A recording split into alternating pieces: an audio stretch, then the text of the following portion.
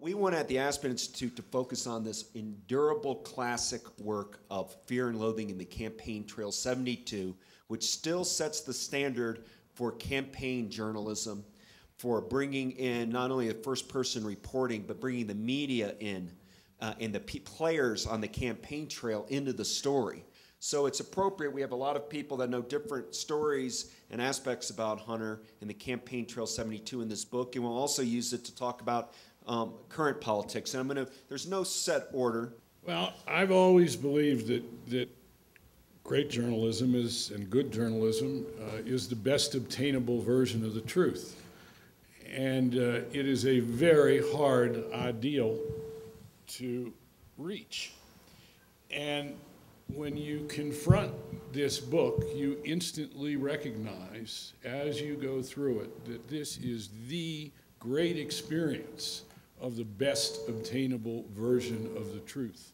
I always admired Hunter because the genius of his reporting and his writing was that he peeled away the masks that are put out all over, and it showed a reality that was often shocking, sometimes insulting to some people's sensibilities, but was truth.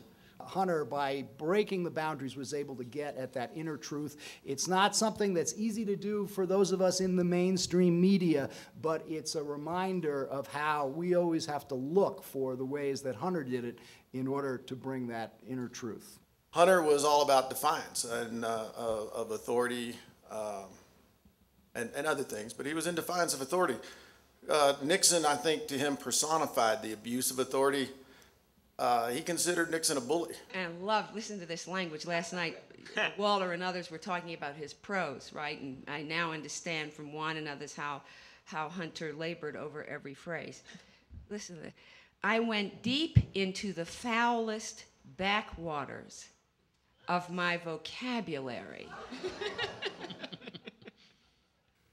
Tell us about why, when you're teaching now, what do you find why Kerouac and Thompson are both so beloved at college, universities, and students really want to learn everything they can about those? What is it about those two figures that you see is similar or different, and why is it such a phenomenon?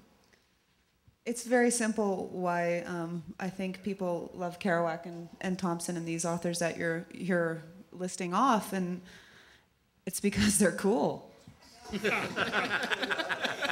I think that gonzo journalism didn't take. I think that gonzo citizenship did.